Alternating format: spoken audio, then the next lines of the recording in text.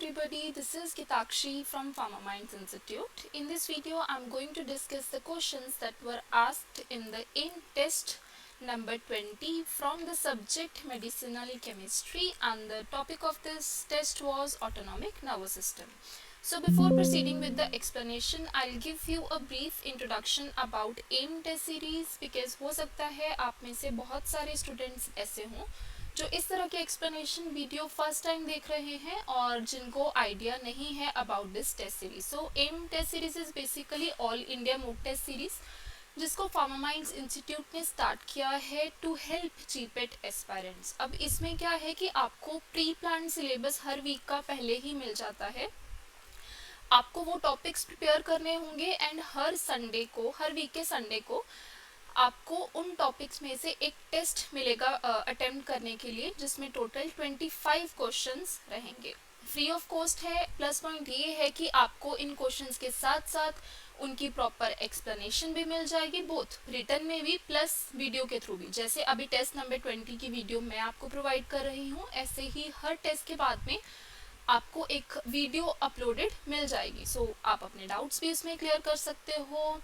अब देखते हैं कि आप इसमें इनरोल कैसे कर सकते हो. बहुत ही सिंपल है. आपको प्ले स्टोर पे जाके फार्मा माइंड्स एप्लीकेशन को इंस्टॉल करना है. देन वहाँ पे बैचेस सेक्शन में जाके एंड क्लिक करना प्लस आइकन पे एंड ये वाला बैच कोड फिल कर देना है AIM 2024. तो आप इनरोल हो जाओगे AIM टेस्ट सीरीज में एंड नेक्स्ट टाइम से आप भी जो टेस्ट है वो अटेम्प्ट कर पाओगे.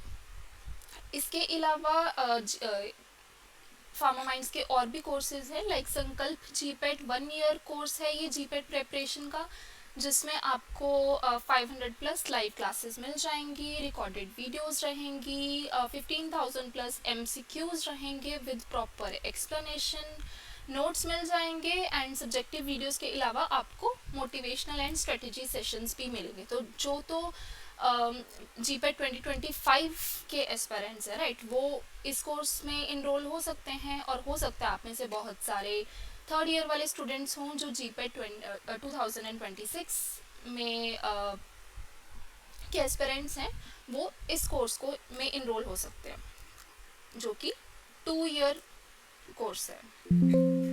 सो ये हो गई introduction about pharma minds courses.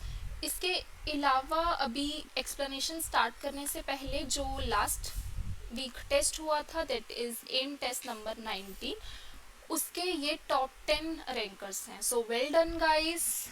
Prashant, Mahak, Ritul, Mihir, Sakshi, Sanket, Mukund, Lakhandeep, Preeti and Monalisa. Well done guys, very good. And I am expecting कि नेक्स्ट टाइम यहाँ पे नए नाम देखने को मिले. So all the very best for the next test. And next week का सिलेबस आपका क्या रहेगा? 2 सब्जेक्ट्स में से है. ज्यूरिस में बहुत ही ये वाला सिंपल सा एक एक्ट है, medicinal and toilet preparation act, and biochemistry का एक टॉपिक है वाइटामिन. सो दोनों ही सिंपल एंड ईजी टॉपिक्स है. तो जो फर्स्ट टाइम दे रहे हैं तो ईजी से स्टार्ट करोगे तो बेटर है, एंड देन आप एनालाइज कर लेना कि आपकी इन टॉपिक्स में से कितनी प्रेपरेशन है जब आप अपना टेस्ट कोड देखोगे. ओके, तो अभी जो ये वीडियो हम बना रहे हैं that is for this week test, कि जो इस वीक का आपका मेडकेम का टेस्ट हुआ था उसमें से जो क्वेश्चंस आए थे उनकी एक्सप्लेनेशन वीडियो.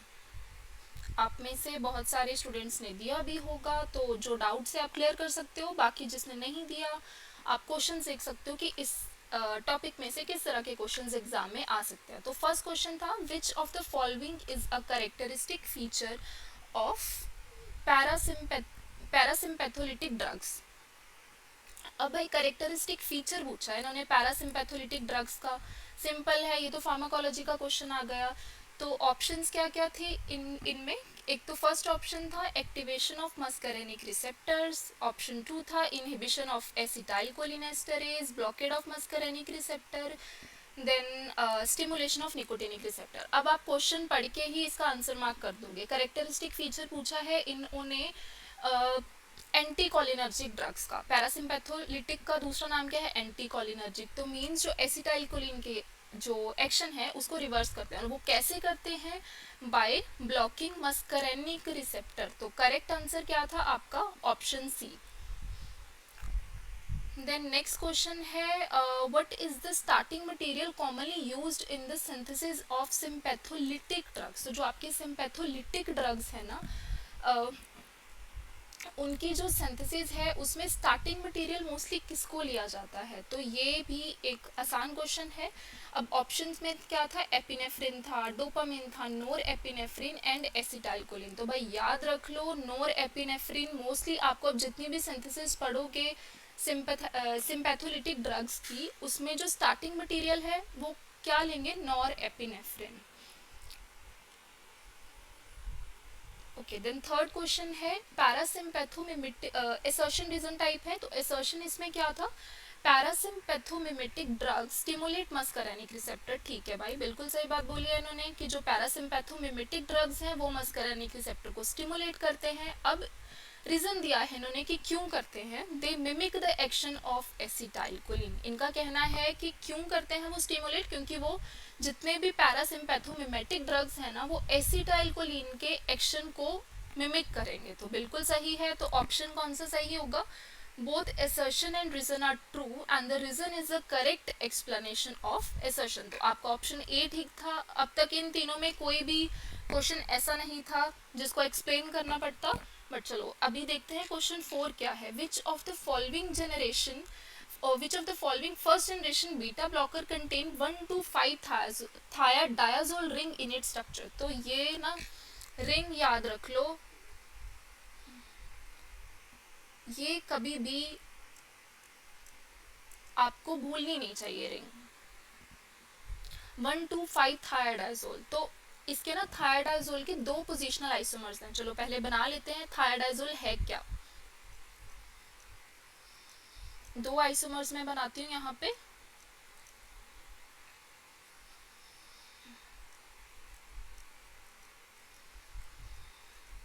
ये कौन सा हुआ? 1 2 3 4 5। और ये कौन सा हुआ? 1 2 3 4 5। ये हो गया 1 3 4 थायोडाइजोल और ये हो गया 1 2 5 थायोडाइजोल। तो थायोडाइजोल पहले समझते हैं कि है क्या। 5 मेंबर्ड रिंग जिसमें थाया मीन्स एक सल्फर होगा, डाया एजा मीन्स दो नाइट्रोजन होंगे। तो वो हमने बना दी। अब दो प्रोबेबिलिटीज हैं, दो तरह की रिंग्स मोस्टली ड्रग्स में आपको देखने को मिलती हैं। अब कैसे याद रखोगे आप इन दोनों आइसोमर्स को? देखो ट्रायो से याद रखो। अब कोई भी ट्रायो है ना, मीन्स 3 लोगों का ग्रुप है, 3 दोस्त हैं। अब दो प्रोबेबिलिटीज हो सकती हैं कोई भी 3 ग्रुप मीन्स ट्रायो की, जिसमें फर्स्ट प्रोबेबिलिटी क्या है कि तीनों लोगों की आपस में बहुत, तीनों फ्रेंड्स की आपस में बहुत बनती हैं और तीनों आपस में मिलजुल के रहते हैं। तो अभी आप देखो ये सेकेंड वाला आइसोमर जिसमें सल्फर एंड दोनों नाइट्रोजन बिल्कुल जुड़े हुए हैं भाई आपस में, तीनों की ही बनती है। अब दूसरी प्रोबेबिलिटी क्या हो सकती है कि उनमें से जो दो हैं वो एक जैसे हैं तो उनकी ज्यादा बनती है और एक बेचारा थोड़ा अकेला रह जाता है। तो उसके लिए आप ये फर्स्ट वाला आइसोमर देख सकते हो जिसमें सल्फर अलग है और नाइट्रोजन दोनों उससे थोड़े दूर हैं।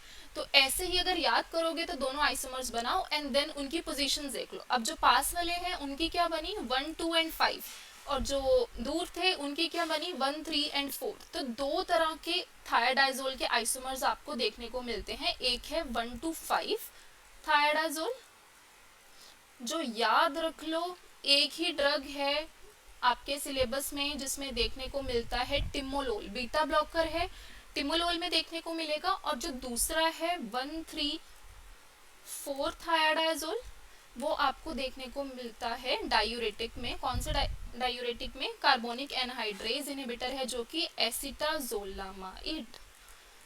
अब एग्जाम में ना 3-4 बार ये क्वेश्चन आ चुका है कि 1 to 5 थायोडाइजोल किस रिंग में प्रेजेंट है। तो उसका आंसर है टिमोलोल। अब और अभी जो जीपेट 2024 हुआ था उसमें क्या क्वेश्चन आया था? ये वाला कि थायोडाइजोल 1 3 4 किस में प्रेजेंट है। तो उसका आंसर क्या था? एसिटाजोलामाइड। तो आपको दोनों ही याद रखने हैं।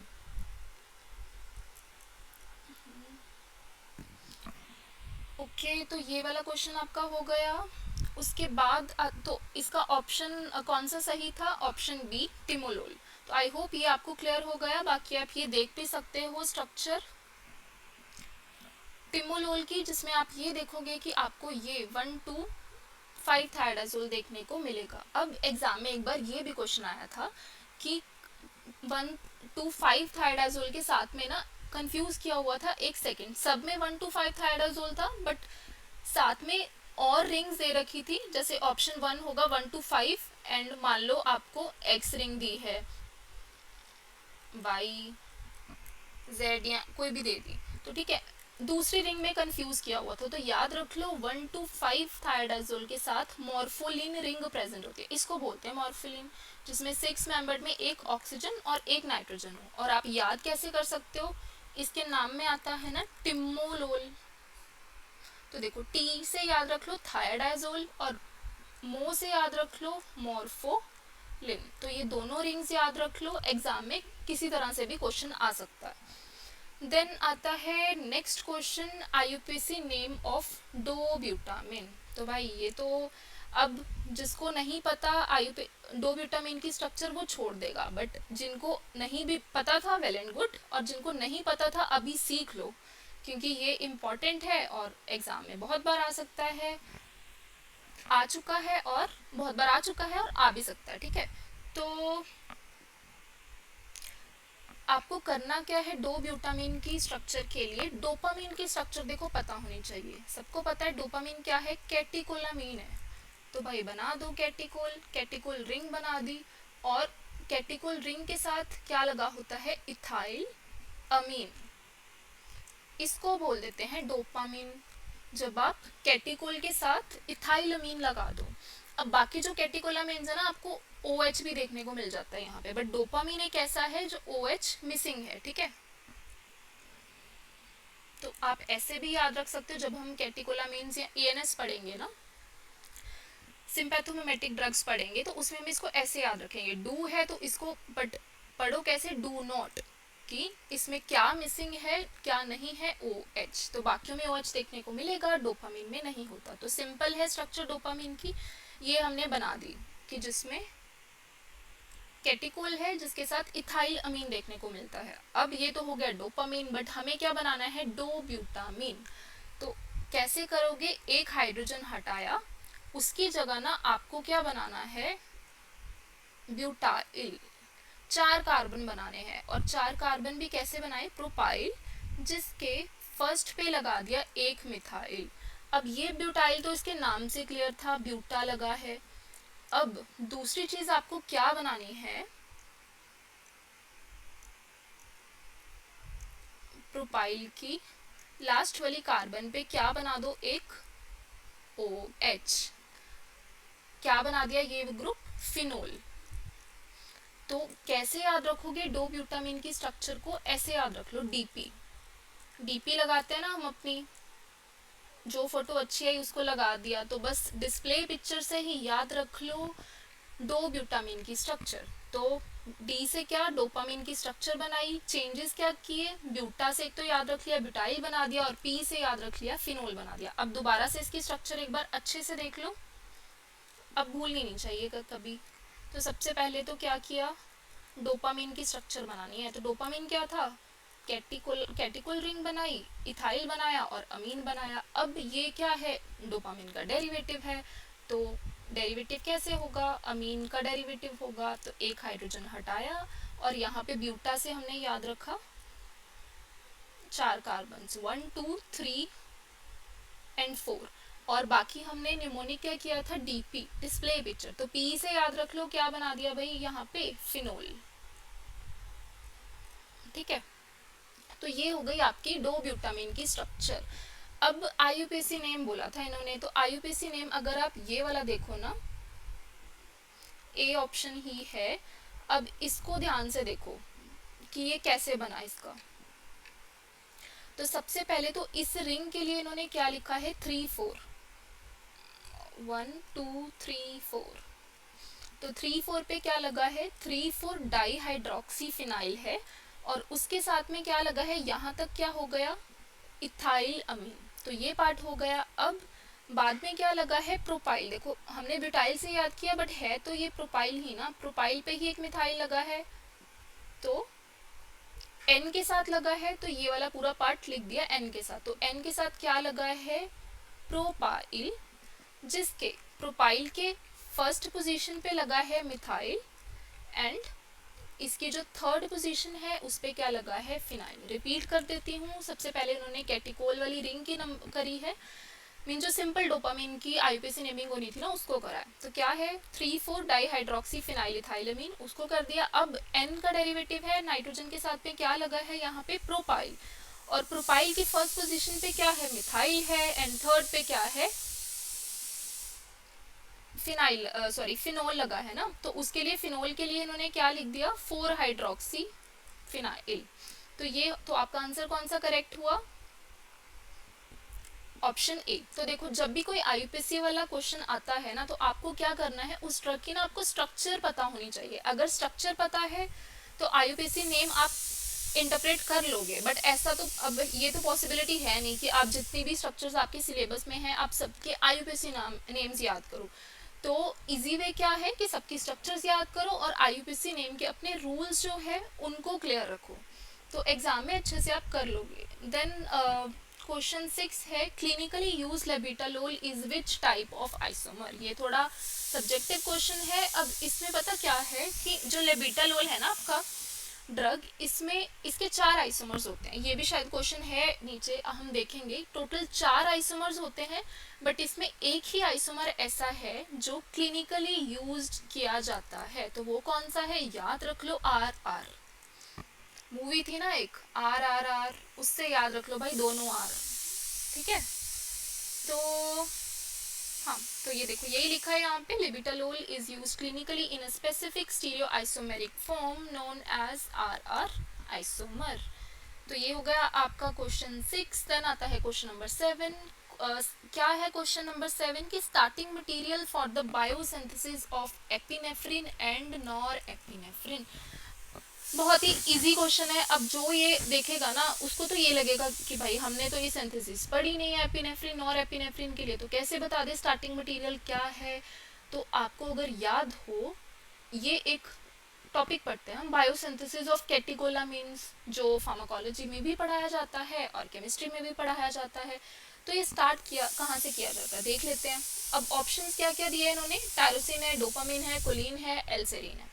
तो एल्सेरिन याद करवा दूं अगर आपको याद हो, ये एसिटाइलकोलिन की बायोसिंथेसिस में इसका रोल देखा होगा आपने। अब यहाँ पे इन्होंने एपिनेफ्रिन और एपिनेफ्रिन पूछा है ना, स्टार्टिंग मटेरियल। तो स्टार्टिंग मटेरियल अगर आप देखो ना, इसका क्या है, अमाइनो एसिड टायरोसिन। और टायरोसिन से भी पहले पता है किससे स्टार्ट होता है, अमाइनो एसिड है। अब कोई भी अमाइनो एसिड है हम कैसे बनाते हैं, CH और एक अमीन लगा होता है, और क्या लगा होगा, एक कार्बोक्सिलिक एसिड और R। तो R की जगह इसमें आपको क्या देखने को मिलता है, फिनाइल एलानिन में CH2 बेंजाइल ग्रुप, CH2 और फिनाइल रिंग। तो सबसे पहले फिनाइल एलानिन की क्या होती है, हाइड्रोक्सिलेशन। तो क्या बनता है, टायरोसिन। टायरोसिन तो अब ऑप्शन में देखो फिनाइल एलानिन होता तो अब वो मार्क कर देते हैं, वो नहीं है तो आंसर क्या है, टायरोसिन। तो टायरोसिन से आगे क्या बनते हैं, एपिनेफ्रिन और एपिनेफ्रिन। देख लेते हैं थोड़ा कैसे बनते हैं। तो सबसे पहले क्या है, क्या होगा कि जो टायरोसिन हाइड्रोक्सिलेट एक्ट किया और ये फिनाइल रिंग पे एक और OH लग गया, हाइड्रोक्सिलेशन हो गई। इसके बाद क्या होता है और क्या बन गया, एल डोपा। अब एल डोपा से बनाना है डोपामिन। तो अब यहाँ पे जो आपको COH दिख रहा है ना भाई, इसको निकालना है। तो इसको निकालना है तो क्या हुई, डी कार्बोक्सिलेशन।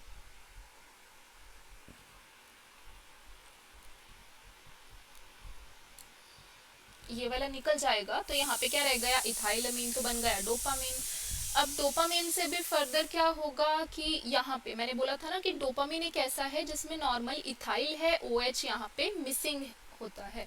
तो इसकी फर्दर हाइड्रोक्सिलेशन होगी तो आपको क्या मिल जाएगा, नोरेपिनेफ्रिन। और नोरेपिनेफ्रिन में सिंपल अमीन प्रेजेंट होता है, मिथाइल ट्रांसफेरेज आएगा तो यहाँ पे मिथाइल लग जाएगा तो क्या बन जाएगा, एपिनेफ्रिन। तो ये हो गई बायोसिंथेसिस। तो मेन बताने का मोटिव क्या था कि स्टार्टिंग मटेरियल क्या है बायोसिंथेसिस का, टायरोसिन। तो करेक्ट आंसर क्या है, टायरोसिन। देन आता है क्वेश्चन 8।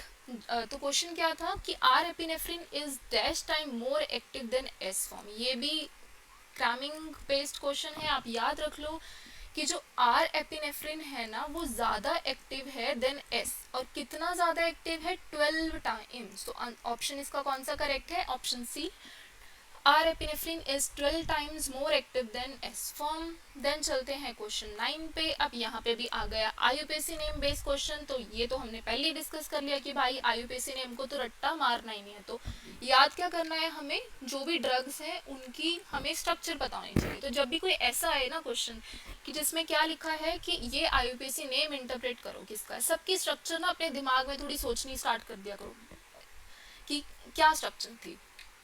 तो सबसे पहले हम देख लेते हैं कि एम्फेटामिन की स्ट्रक्चर आपको अगर मैं बना के दिखाऊं, ये भी जब हम पढ़ेंगे सिंपैथोमिमेटिक ड्रग्स उसमें पढ़ेंगे। ये फिनाइल डेरिवेटिव्स में आता है, इसमें कैटिकोल रिंग प्रेजेंट नहीं होती। और यहाँ पे प्रोपाइल होगा और क्या लगा होगा, अमीन। तो ये हो गया किसका, एम्फेटामिन का। देन अगर मैं आपको डो ब्यूटामिन की स्ट्रक्चर हम ऑलरेडी डिस्कस कर चुके हैं, मैं फर्दर यहाँ पे बना देती हूँ। OH कैटिकोल बनाया, फिर क्या बनाएंगे, इथाइल बनाएंगे, अमीन बनाएंगे और अमीन का डेरिवेटिव बनाएंगे। और हमने डो ब्यूटामिन में ब्यूटाइल आता है तो बना दिया प्रोपाइल पे एक मिथाइल, ब्यूटाइल बन गया। और 4 पे यहाँ पे हाइड्रोक्सी, सॉरी कहाँ चला गया आपका क्वेश्चन, ये रहा। तो यहाँ पे OH आ जाएगा 4th पोजीशन पे, ठीक है। यहाँ पे मीन्स फिनोल होगा। ये हो गया आपका किसका, डो ब्यूटामिन का स्ट्रक्चर भी हो गया। फिर हम देख लेते हैं टर ब्यूटालिन की स्ट्रक्चर क्या है। टर ब्यूटालिन जब हम पढ़ेंगे ANS उसमें देखेंगे कि ये एक रिसोर्सिनोल डेरिवेटिव है। तो जैसे हम कैटिकोल बनाते हैं ना, यहाँ पे OH, तो इसमें OH रहता है 1,3 पे, एक पोजीशन छोड़ के। और उसके बाद क्या रहेगा, टर्ब्यूटालिन में आपके पास, सॉरी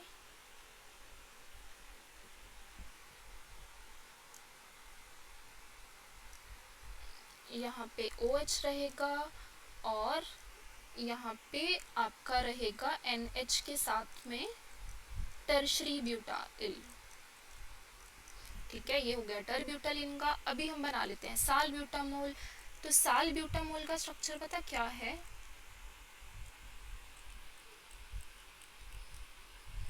OH और यहाँ पे क्या है, 2 कार्बन्स OH और यहाँ पे फर्दर टर्शरी ब्यूटाइल देखने को मिलता है, ठीक है। तो अब अगर आप देखो ना ऑप्शंस, मैंने सभी स्ट्रक्चर्स बना दिए। अब आप जाओ आईयूपीएसी नेम पे। आईयूपीएसी नेम पे यहाँ पे आ रहा है ना टर्शरी ब्यूटाइल अमाइनो। तो इतना तो पता चल रहा है कि स्ट्रक्चर में टर्शरी ब्यूटाइल अमीनो होना चाहिए। तो अब तो जिनमें नहीं है उनको आप हटा दो। देखो एम्फेटामिन की स्ट्रक्चर तो वैसे इतनी सिंपल थी, इसमें कहाँ आएगा टर्शरी ब्यूटाइल, इसको हटा दिया। दूसरी डो ब्यूटामिन में कहाँ दिख रहा है आपको टर्शरी ब्यूटाइल, इसको भी हटा दिया। तो अभी 2 ही ऑप्शंस बचे हैं आपके पास, साल ब्यूटामोल का और दूसरा टर ब्यूटालिन का, ठीक है। तो अब दोनों की स्ट्रक्चर्स देखते हैं और आईयूपीएसी नेम देखते हैं तो आपको पता चल जाएगा। अब यहाँ पे लिखा है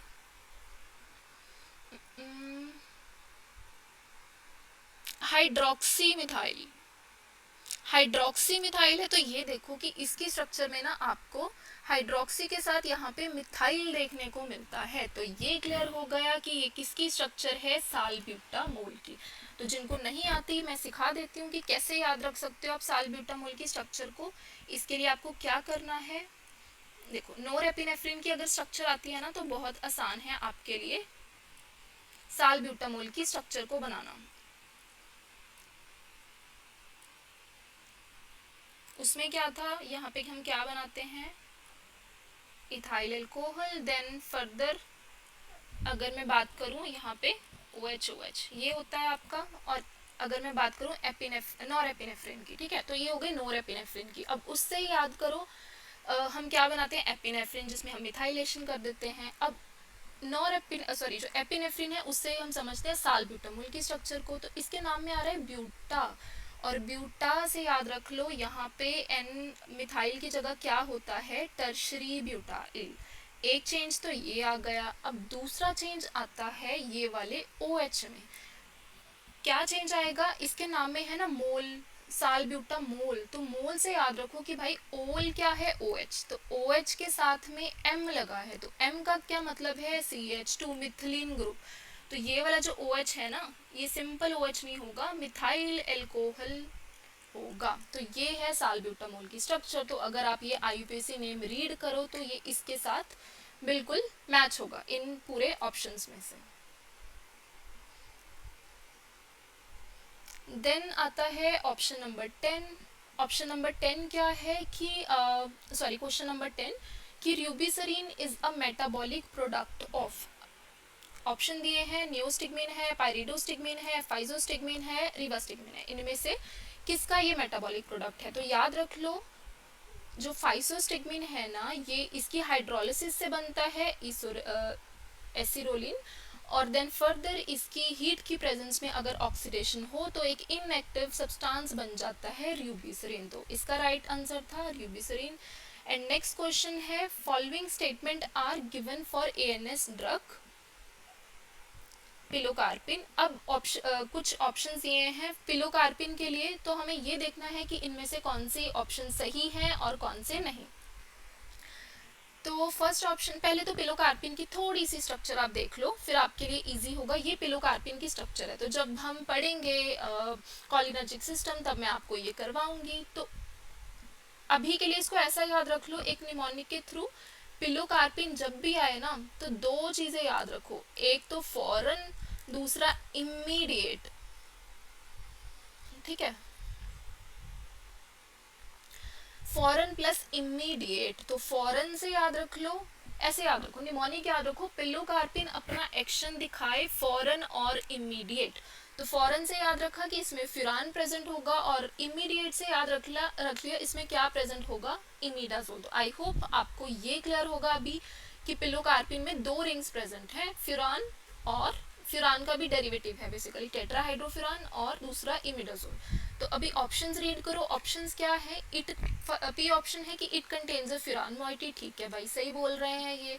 क्यू ऑप्शन है it contains an imidazole moiety, ठीक है ये भी हमने देखा सही ऑप्शन है। आर ऑप्शन क्या कहता है, इट इज कोलिनोमिमेटिक एल्क्यूलॉइड्स, ये भी बिल्कुल ठीक है।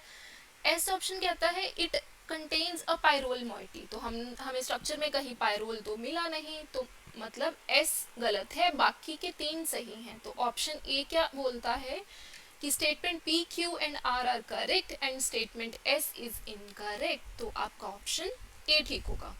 देन आता है question number 12, basic ring present in clonidine. तो ये देखो क्लोनिडीन की स्ट्रक्चर है, ये याद रख लो अभी के लिए। तो इतना याद रख लो, जो क्लोनिडीन है ना, इसमें इमिडाजोलिन प्रेजेंट है। ये काफी बार एग्जाम में क्वेश्चन आ चुका है और हो सकता है आगे भी आ जाए, तो एक बेसिक चीज ये याद रख लो। तो ऑप्शन डी करेक्ट है इसका, इमिडाजोलिन। थोड़ा बता देती हूँ इमिडाजोलिन होता क्या है। ये रिंग का सबने सुना है, 5 मेंबर्ड रिंग जिसमें 2 नाइट्रोजन्स हों, उसको क्या बोल देते हैं, इमिडाजोल। अब इमिडाजोल से अगर आप एक डबल बॉन्ड हटा लो तो उसको क्या बोलते हैं, इमिडाजोलिन, जो कि आपको क्लोनिडीन की स्ट्रक्चर में देखने को मिलता है। अब एक और आता है जिसको हम बोलते हैं इमिडाजोलिडीन। वो कब होगा, जब इमिडाजोल की स्ट्रक्चर में से दोनों डबल बॉन्ड्स उड़ा दिए, मीन्स फुली सैचुरेटेड सिस्टम कर दिया, उसको बोलेंगे इमिडाजोलिडीन। तो ये तो एडिशनल इन्फो हो गई। हम क्वेश्चन पे वापस आते हैं। क्वेश्चन ये था कि बेसिक रिंग कौन सी प्रेजेंट है क्लोनिडीन में, तो सिंपल सा आंसर है इसका, याद रख लो, इमिडाजोलिन डेरिवेटिव है तो इमिडाजोलिन प्रेजेंट होगा। ऑप्शन 13 है, one of the following drugs has 3 isopropyl amino propane 2 ओल group in the side chain and indole ring present, ठीक है। तो इन्होंने ऑप्शन दिए हैं कि किस किस में ये एक तो ये I3 आइसोप्रोपाइल अमीनो प्रोपेन 2 होगा और साथ में इंडोल रिंग प्रेजेंट होगी। तो ऑप्शन देख के ही माइंड में क्या स्ट्राइक करना चाहिए, इंडोमेथासिन है, फिनटोलामीन है, मेटोप्रोलोल है, पिंडोलोल है। तो देखो जो तो नाम से क्या आपको क्लियर हो रहा है कि इंडोल रिंग इन्होंने बोला है ना, तो दोनों के नाम में आ रहा है, इंडोमेथासिन में भी आ रहा है और पिंडोलोल में भी आ रहा है, ठीक है। तो देखो इंडोमेथासिन तो ये नहीं है अभी के लिए, आप इतना ये देख लो कि पिंडोलोल करेक्ट है इसका आंसर। जब आप स्ट्रक्चर करोगे या जिन्होंने करी है तो वो इसको मार्क कर देते जल्दी से। देखते हैं कैसे। तो कोई भी अगर आपने बीटा ब्लॉकर लर्न करना है ना, तो बेसिक स्टार्ट करो किससे, प्रोपेनोलोल से। प्रोपेनोलोल की स्ट्रक्चर क्या होती है, नेपथाइलॉक्सी बनाओगे, उसके बाद प्रोपेन रहेगा, OH रहेगा, NH और आइसोप्रोपाइल। अब ये मैंने कैसे बनाया, कैसे याद था मुझे, तो इसके नाम से ही इसको याद करोगे आप। प्रोपेनोलोल है ना, इसके नाम को डिवाइड करो। अब propa plus no, propa plus no plus ol. तो प्रोपा से ये याद रखना है कि इसमें 2 प्रोपाइल आएंगे, नो से ये याद रखना है नेपथाइलॉक्सी, नेपथाइलॉक्सी रिंग देखने को मिलेगी, ओल से OH। और इसमें ना देखो प्रोपा है तो 2 प्रोपाइल आएंगे और दोनों प्रोपाइल पे 2 फंक्शनल ग्रुप लगे होंगे। एक तो हमें पता चल गया ओल OH होगा, दूसरे प्रोपाइल पे फंक्शनल ग्रुप कौन सा आएगा, N है ना, तो N से याद रख लो नाइट्रोजन कंटेनिंग अमीन होगा। और दूसरा NO से हमने देख लिया नेपथाइलॉक्सी। तो बस अब बना दो स्ट्रक्चर, नेपथाइलॉक्सी है। इसके बाद मैंने बोला 2 प्रोपाइल होंगे, तो एक प्रोपाइल बना दिया, ठीक है, और उस पे फंक्शनल ग्रुप लगा दिया OH। दूसरा प्रोपाइल ग्रुप बना दिया, उसके साथ फंक्शनल ग्रुप लगा दिया NH। अब प्रोपेनोलोल के स्ट्रक्चर से ही ना हम सारे बीटा ब्लॉकर्स की स्ट्रक्चर लर्न करेंगे जब हम बीटा ब्लॉकर्स पढ़ेंगे। तो अभी के लिए आपको पिंडोलोल की स्ट्रक्चर मैं थोड़ी बता देती हूँ। सेम बिल्कुल प्रोपेनोलोल की स्ट्रक्चर की तरह ही आपको इसको बनाना है। प्रोपाइल बनाया, इसके ऊपर OH लगा दिया और फिर अमीन, आइसोप्रोपाइल अमीन, ठीक है। तो वहां पे क्या था, नेपथाइलॉक्सी था। यहाँ पे आपको क्या बनाना है, इंडोल रिंग बना देनी है भाई। तो ये देखो इंडोल रिंग बना दी, इसके नाम में भी था ना इंडोलोल पिंडोलोल, तो इंडोल रिंग। तो ये स्ट्रक्चर है इसकी। अब आप इसका अगर IUPAC नेम देखो ना, इन्होंने बोला है कि इसमें कौन सा ड्रग है जिसमें ये तीनों चीजें प्रेजेंट है। आइसोप्रोपाइल अमीनो भी है, ठीक है, 1 2 3 1 2 3। थर्ड पोजीशन पे क्या लगा है, आइसोप्रोपाइल अमीनो, ठीक है, ये भी प्रेजेंट है पिंडोलोल में। देन प्रोपेन 2 ओल है, ठीक है, ये भी प्रेजेंट है। और क्या है, इंडोल रिंग है, ये भी प्रेजेंट है। तो आंसर क्या राइट हुआ, पिंडोलोल। अब देखते हैं option question number 14, that is IUPAC name दिया है और पूछा है कि किसका है। तो ये बहुत जब आपके टिप्स में होंगी ना ये स्ट्रक्चर, तो आपके लिए ऐसे क्वेश्चंस सॉल्व करना बहुत ही इजी रहेगा। तो ये IUPAC नेम है, ऑप्शंस हैं, टोलाजोलिन है, नियोस्टिग्मिन है, एसिटाइलकोलिन है, एट्रोपिन है। तो जब जिन्होंने पढ़ा है उनको तो फटाफट ये मार्क कर दिया होगा उन्होंने टोलाजोलिन, जिन्होंने नहीं पढ़ा है तो समझ लेते हैं। अब ना इसका IUPAC नेम देखो जरा आप। IUPAC नेम में क्या है, 1 इमिडाजोल है ना पहले, तो इमिडाजोल बना दिया, इमिडाजोल बना दिया। और उसके बाद क्या करना है, अब इन्होंने बोला है 1H इमिडाजोल, मतलब ये 1 पोजीशन है, इस पे एक हाइड्रोजन लगा दिया, ठीक है। और इन्होंने बोला है 4 5 डाईहाइड्रो, 1 2 3 4 एंड 5, मीन्स इमिडाजोल के 4 5 पे डाईहाइड्रो है, तो मतलब डबल बॉन्ड तो नहीं होगा, इसको हटा दिया मैंने। फिर इन्होंने क्या बोला है कि सेकंड पोजीशन पे क्या लगा होगा, बेंजाइल, तो सेकंड पोजीशन पे बेंजाइल ग्रुप बना दिया। तो ये बन गई आपकी किसकी स्ट्रक्चर, याद रख लो टोलाजोलिन की। तो कैसे याद करेंगे हम टोलाजोलिन की स्ट्रक्चर को, इसके नाम से, इसके नाम को ब्रेक करो, टोला प्लस जोलिन, तो बना दो टोला से क्या, टोलुइन। ये तो IUPAC नेम समझा दिया ना, बाकी आप याद कैसे करोगे स्ट्रक्चर को, टोलुइन बना दिया। टोलुइन क्या होता है, अगर यहाँ पे CH3 होता बट इसका डेरिवेटिव है CH2 बनाऊंगी मैं। और इसके साथ में जोलिन कहाँ से आया, इमिडाजोलिन से, तो क्या बना दिया, इमिडाजोलिन। इमिडाजोलिन मैंने आपको बताया था किसको बोलेंगे, जिसमें एक ही डबल बॉन्ड देखने को मिलता है। तो ये सिंपल सी स्ट्रक्चर है किसकी, टोलाजोलिन की। देन नेक्स्ट क्वेश्चन आता है, बिथेनिकोल जनरली कंटेन्स। अब मिथेनिकोल की स्ट्रक्चर करने से पहले ना 4 स्ट्रक्चर्स मैं आपको भी याद करवा देती हूँ। पहली आती है एसिटाइलकोलिन की। तो एसिटाइलकोलिन कैसे याद करते हैं? पहले एसिटाइलऑक्सी ग्रुप होता है, उसके बाद इथाइल ब्रिज, उसके बाद एक क्वाटरनरी अमोनियम जिसपे 3 मिथाइल लगे। तो ये हो गया एसिटाइलकोलिन। सीक्वेंस में याद करो, एसिटाइलकोलिन, उसके बाद आता है कार्बाकोल। अब एसिटाइलकोलिन एंड कार्बाकोल आपस में कैसे डिफर करते हैं कि एसिटाइलकोलिन में यहाँ पे एसिटाइलऑक्सी ग्रुप है और कार्बाकोल में क्या होगा, यहाँ पे कार्बामेट होगा। तो कार्बामेट बना दिया, बाकी का बिल्कुल सेम। ये हो गया कार्बाकोल। इसके बाद करो आप मेथाकोलिन। मेथाकोलिन सेम है, अब ग्रुप बना दो, ठीक है। एक AC का ग्रुप बनेगा और एक बनेगा MB का। तो M क्या है, सेम जैसे हमने एसिटाइलकोलिन से स्टार्ट किया था ना, वैसे ही करते हैं। बना दिया एसिटाइलकोलिन की स्ट्रक्चर। अब डिफरेंस कैसे आया फिर एसिटाइलकोलिन और मेथाकोलिन में? डिफरेंस ये आएगा कि ये जो बीटा वाली कार्बन है ना, बीटा कार्बन कैसे with respect to this quaternary ammonium, alpha beta. तो बीटा में आपको यहाँ पे मिथाइल ग्रुप देखने को मिलता है। BMW से याद रख सकते हो आप, बी से बीटा पे क्या होगा, मिथाइल ग्रुप, और किस में होगा, मेथाकोलिन में। तो ये बना दिया मिथाइल ग्रुप। अब देखते हैं, जैसे हमने एसिटाइलकोलिन के बाद कार्बाकोल किया था ना जिसमें कार्बामेट था, ऐसे ही सेम मेथाकोलिन बना दो। अब बस चेंज कहाँ कर दो, कार्बामेट में,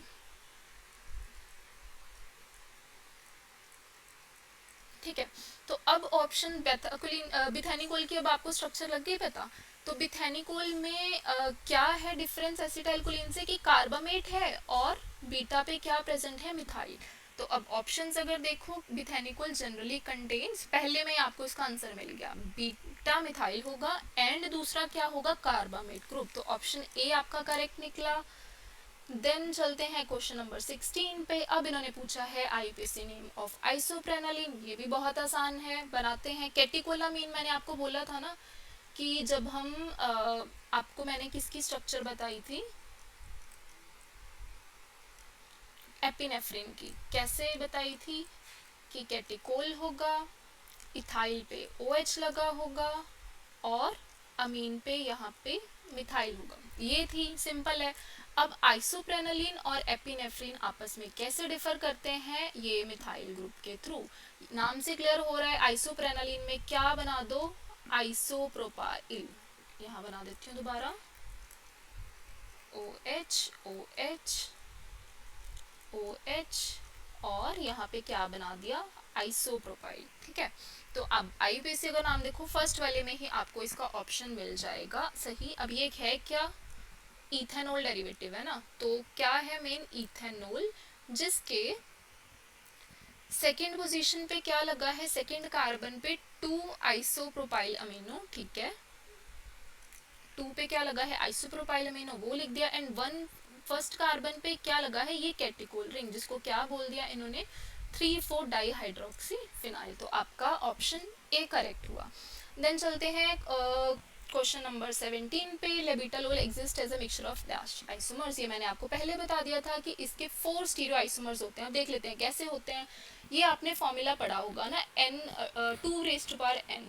तो n यहाँ पे होता है कि कितने कायरल सेंटर्स हैं। तो अब देख लेते हैं ये लेबिटालोल की स्ट्रक्चर में आपको कितने कायरल सेंटर्स देखने को मिल रहे हैं, 2 ही मिल रहे हैं। देखो, एक तो ये वाला और दूसरा ये वाला।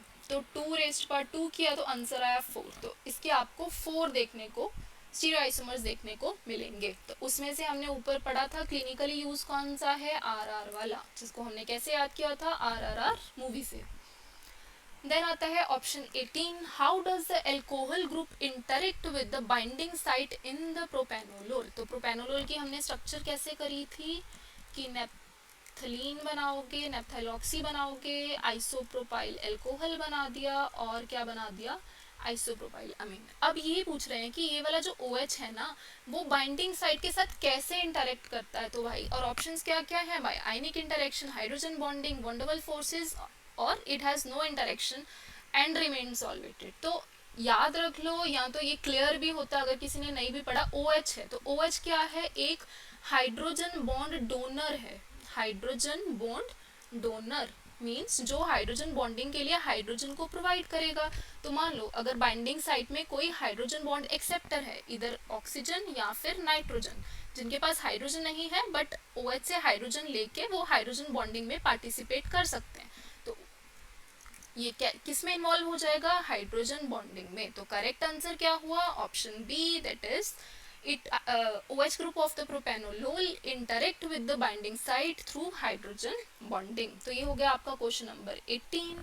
देन चलते हैं क्वेश्चन नंबर 19 पे, that is ring present in prazosin. अब 3 ऑप्शंस में इन्होंने रिंग दी है, फ्यूरान, पाइप्राजिन, क्विनाजोलिन, और ऑप्शन डी दिया है ऑल ऑफ द अबव। तो स्ट्रक्चर देख लो एक बार प्रेजोसिन की क्या है। प्रेजोसिन में यहाँ पे जो आर है ना, दैट विल बी यहाँ पे फ्यूरान प्रेजेंट होगा, ठीक है। अब एक निमोनिक याद रखो, क्यों